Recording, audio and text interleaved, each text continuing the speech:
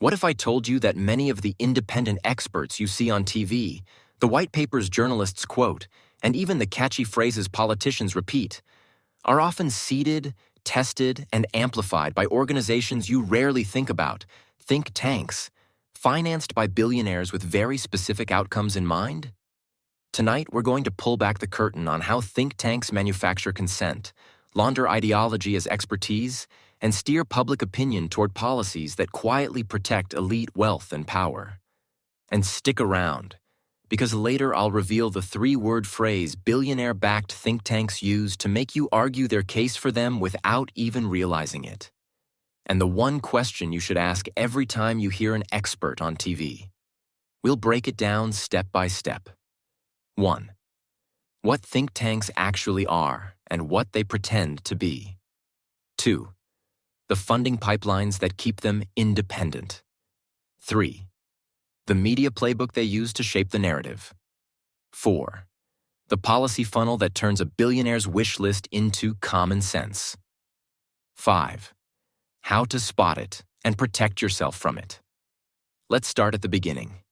In a few minutes, I'll show you a simple flowchart that explains how an idea can go from a billionaire's boardroom to a bill on the floor in under 180 days. Section 1. What is a think tank really? On paper, think tanks are research institutions that generate policy ideas, data-driven reports, and expert commentary to help inform government, media, and the public. In reality, many operate like policy marketing agencies, branding, testing, and selling ideas the way a PR firm sells products. They offer the aura of neutrality, footnotes, charts, credentialed fellows, but the funding behind them often predetermines the boundaries of the conversation. You'll rarely see a think tank bite the hand that feeds it. If a billionaire donor's portfolio is exposed to climate risk, expect that think tank to soften climate urgency, reframe regulations, or push for market solutions that don't affect profits. In Section 3, I'll tell you the exact rhetorical device they use to smuggle ideology into neutral-sounding language, and you'll never unhear it again. It's not that all think tanks are corrupted. It's that enough are strategically funded to tilt the intellectual playing field. So when journalists ask, "What do the experts think?" they'll accidentally quote the same network of voices over and over again.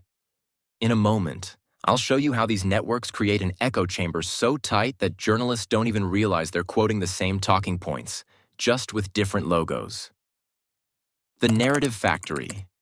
How think tanks manufacture common sense. Here's the core playbook. Watch for it. 1. Define the frame. Instead of debating what's fair, shift the frame to what's pro-growth, efficient, or evidence-based. Those terms sound neutral, but they smuggle in ideology. That's the rhetorical device. Value-laden goals disguised as technical language. 2. Release the paper. A white paper drops, often with executive summaries perfectly formatted for reporters who need quick quotes. 3. Seed the op-eds. Multiple fellows write newspaper columns repeating the same findings, but with different hooks for different audiences. Put a face on it. A media-trained expert appears on TV to explain the data, but really to anchor the frame. 5. Test the language. They A/B test phrases like job creators, innovation, choice, and streamlining to find which triggers the least resistance. 6. Cite themselves. Other affiliated orgs independently cite the research, creating a feedback loop that inflates credibility. 7. Deliver to lawmakers. Now it's the research says. And by the time anyone fact-checks it, the bill is already drafted. The three-word trap I teased? Common sense reform. It's vague enough to mean anything, friendly enough to sound reasonable, and powerful enough to shame dissenters. What? You're against common sense? Stay with me, because in Section 5, I'll reveal the single fastest way to tell whether a think tank is selling a narrative in under 5 minutes. From idea to law in 180 days. The policy funnel. Here's the flowchart I promised. 1. Think tank drafts the frame. 2. Media amplifies. 3. Lawmakers cited in hearings. 4. Model legislation appears, often written word for word by aligned groups. 5. Grassroots-looking campaigns, AstroTurf, echo the same talking points. 6. Bill passes with messaging like, "This is what the experts say, and the research is clear." This isn't just messaging. It's policy engineering. By the time the public is even debating the idea, the bill is already halfway through the process. The echo chamber trick, citation laundering. One of the most deceptive tactics is citation laundering. Multiple independent organizations cite each other until the origin of the talking point is untraceable. It looks like broad consensus, but it's one pipeline of money producing many logos, many op-eds, and the same conclusion. The 5-minute test I promised. Go to the About or Supporters page of the think tank. Look for repeating foundation names across orgs citing each other. Track staff overlaps. The same person at 3 organizations over 10 years? That's a network, not a coincidence. Check if their research consistently leads to policies that reduce taxes on capital, weaken regulation, or privatize public goods. That's your pattern. Language hacks. How words win before facts arrive.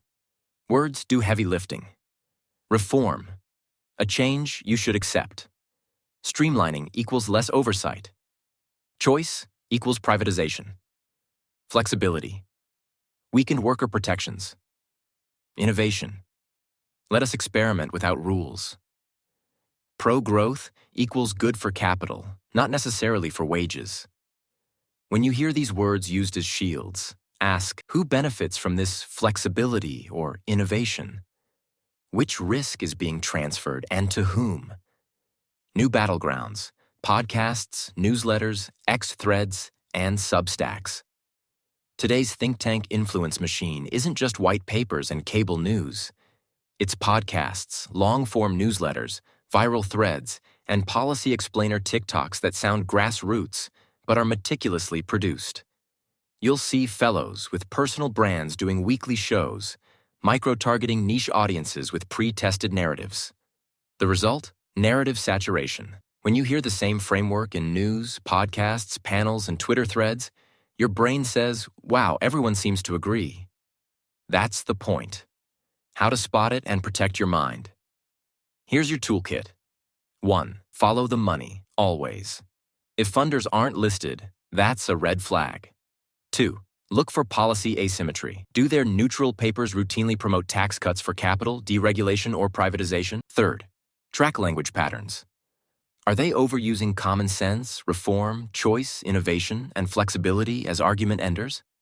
Identify networked citations. If 3 think tanks keep citing each other, check if they share donors, staff, or board members. 5. Beware of urgency framing. We must pass this now. The data is clear. Manufactured urgency is a feature, not a flaw. 6. Ask the one question. Who pays you to think? Ask it politely, but ask it every single time. Think tanks aren't inherently evil. Some do vital public interest work.